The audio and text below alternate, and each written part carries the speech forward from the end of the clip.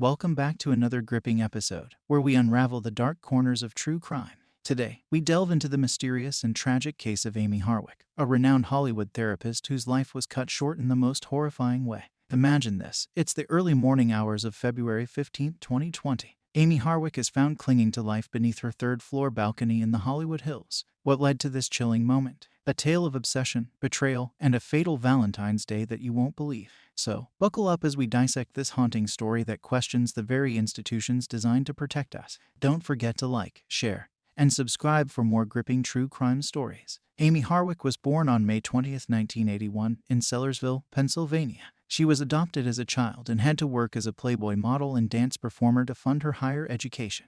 Amie was a dedicated student who pursued psychology at California State Polytechnic University in Pomona. She went on to earn a Master of Arts degree in clinical psychology from Pepperdine University and a PhD from the Non-Accredited Institute for Advanced Study of Human Sexuality. Amie was more than just a therapist. She was a beacon in the Hollywood community, specializing in family and sex counseling. She was a regular face on podcasts, TV shows, and even had her own YouTube channel where she discussed her work. She was also an author, penning the book The New Sex Bible for Women, which aimed to guide women towards sexual self-awareness and intimacy. Her life was a blend of resilience, academic excellence, and a commitment to making a difference. She was a woman who wore many hats and wore them well, leaving an indelible impact on everyone she met.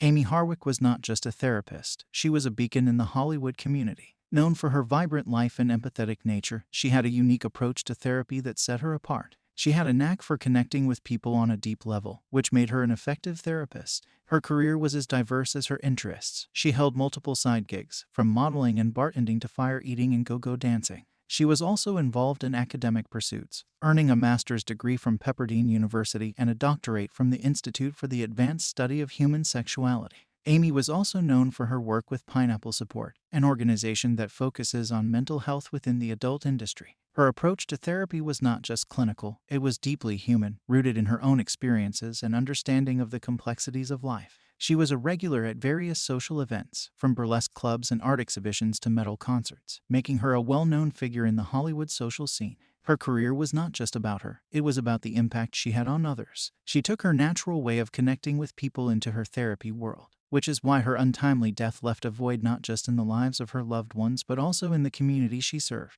Amie Harwick and Gareth Pershouse had a complex and tumultuous relationship that dated back a decade.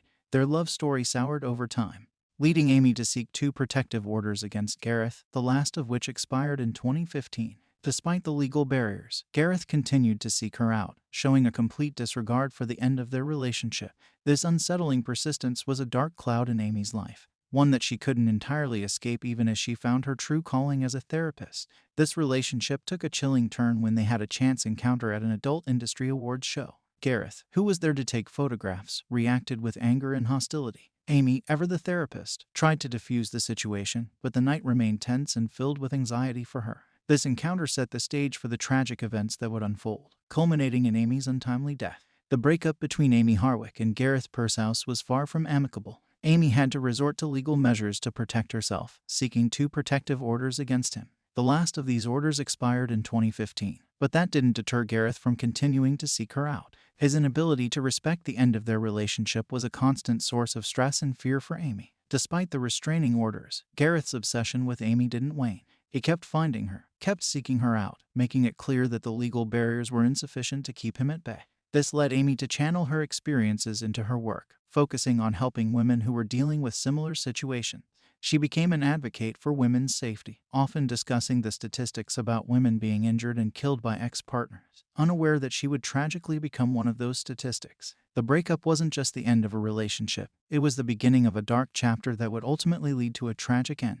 On the fateful night of February 15, 2020, Amie Harwick, a renowned Hollywood therapist, was found critically injured beneath her third-floor balcony. The evening had started peacefully for Amie. She had spent Valentine's Day hiking with her friend Cleopatra Slough and later attended a burlesque show with friends. She was last seen at the Nomad until 12:18 a.m. Around 1 a.m., she arrived home and texted her friend Sarah Rollins, asking for pictures from the evening. However, the tranquility was shattered when her roommate was jolted awake by her screams. He later testified that he heard the sound of bodies falling in muffled screams, as if someone had covered her mouth. The roommate tried to scare the assailant away by yelling but ended up trapped in the courtyard. Police believe that Amie's attacker had been lying in wait for her for 4 hours. The authorities suspect that the assailant broke the glass of the French door to gain entry into her home. The night was a horrifying culmination of events that led to Amie being rushed to the hospital, where she later succumbed to her injuries. The case has since seen the conviction of her ex-boyfriend, Gareth Pursehouse, for her murder. The crime scene at Amie Harwick's Hollywood Hills home was a haunting tableau of violence and desperation. She was found critically injured beneath her third-floor balcony, clinging to life.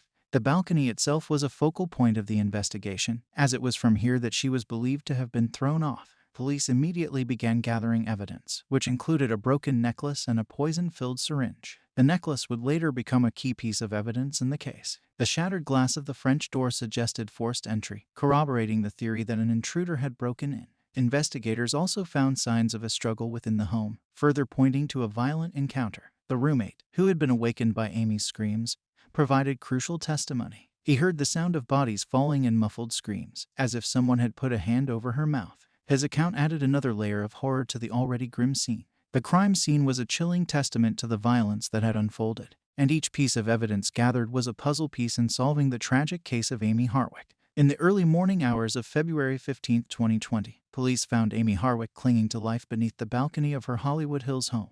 The police noted severe injuries and deep marks on her neck, signs that she had been strangled before falling from the balcony. Investigators discovered evidence of a violent struggle inside her home, including blood on a bedroom door and a trail of rosary beads leading from her TV room through her bedroom and onto the balcony. A syringe filled with liquid was also found, raising questions as it seemed out of place given Amie's lifestyle. The initial investigation led to the arrest of her ex-boyfriend, Gareth Pursehouse. He was released on a $2 million bond but was rearrested a few days later on a no-bail warrant.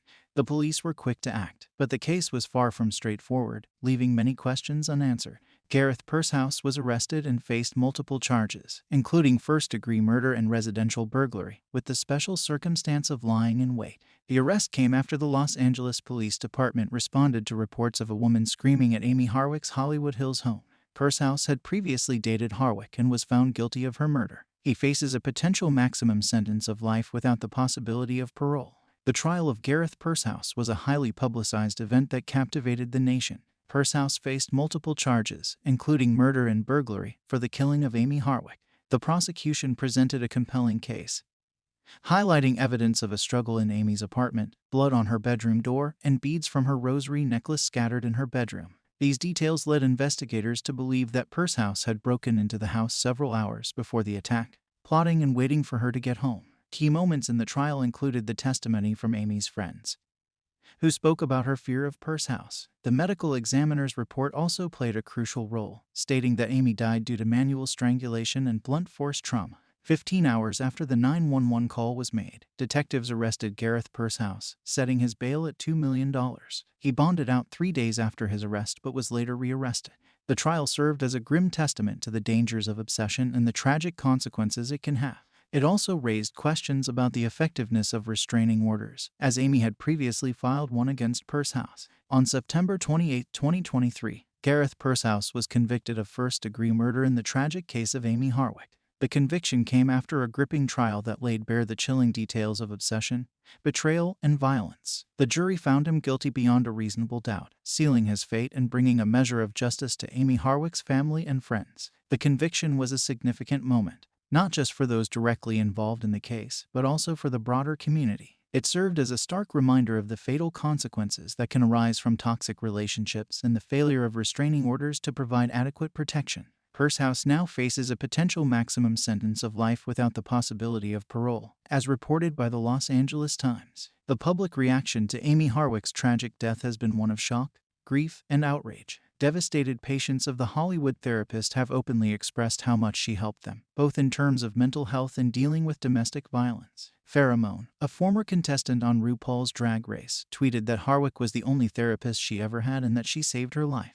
Model Emily Sears also took to Instagram to share her experiences with Harwick, stating that she helped her heal many wounds and guided her towards healthier relationships. The public sentiment is a mixture of sadness and anger, especially considering that Harwick dedicated her life to helping survivors of sexual assault and domestic abuse. The case has sent ripples through the Hollywood community, reminding everyone that no one is truly safe, even those who serve as resources for others. The case of Amie Harwick has led to various theories and speculations, especially given the complex dynamics of her relationship with Gareth Pursehouse. Criminal behavioral analyst Laura Richards referred to Harwick's death as a murder in slow motion, emphasizing the insidious nature of stalking and coercive control that she believes was at play. Richards, one of the leading experts on stalking, pointed out that the history of Harwick's relationship with Pursehouse was of paramount importance. Friends of Harwick have also raised suspicions about Pursehouse's actions leading up to the murder. It's reported that he may have broken into Harwick's home months before her death and stolen her belongings. The defense, on the other hand, claims that Pursehouse was suicidal and intended to use a syringe filled with a lethal dose of nicotine found on the balcony on himself. They argue that Harwick's fall was accidental. The case has led to a variety of questions. Could stalking have been a major factor? Given Laura Richards' expertise, how much weight should be given to the theory that stalking and coercive control played a significant role in this case? The syringe mystery. What was the real purpose of the syringe filled with a lethal dose of nicotine found on the balcony? Was it intended for Harwick, or was Pursehouse planning to use it on himself? The role of past relationships. How much did Harwick's past relationship with Pursehouse contribute to the tragic events? Were there signs that could have been acted upon to prevent this tragedy? The death of Amie Harwick sent shockwaves through Hollywood and beyond. A renowned therapist, she had touched the lives of many, from celebrities to everyday people seeking guidance. Her best friend, Robert Koshland, said that some of her loved ones are hoping to change domestic violence laws in her memory. If we can update the law so that more women can get help, more women can get out of these situations, and more women are saved from further violence, I think that's the best legacy for what happened, he stated.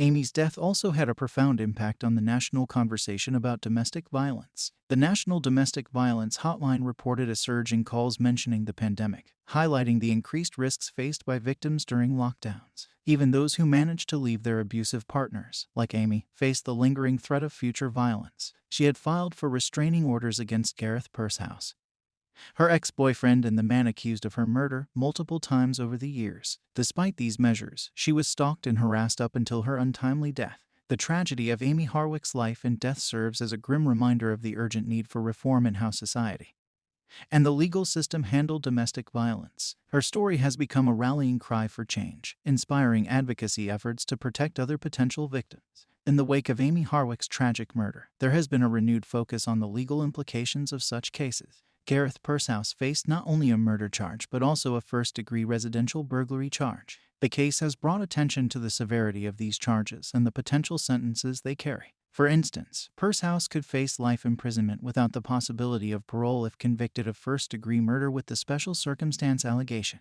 This case serves as a stark reminder of the legal complexities surrounding murder and residential burglary, and it may prompt a reevaluation of the laws and procedures related to these crimes. The case of Amie Harwick has garnered significant media attention, not just because of its shocking nature but also due to her prominence in the Hollywood community. Various news outlets have covered the trial extensively, and it has been the subject of numerous articles and reports. While some media outlets have focused on the sensational aspects of the case, others have delved into the legal and psychological complexities involved. The case has also sparked debates on social media, further amplifying its reach. The tragic story of Amie Harwick serves as a harrowing lesson about the dangers of obsession and betrayal. It's a case that has captivated Hollywood and the world, shedding light on the complexities of human relationships and the legal system. As we delve into the dark corners of true crime, it's crucial to remember the lives that are affected and the lessons we can learn. If you found this story as gripping as I did, don't forget to like this video, share it with your true crime aficionado friends, and subscribe for more chilling tales. Until next time, stay vigilant and stay curious.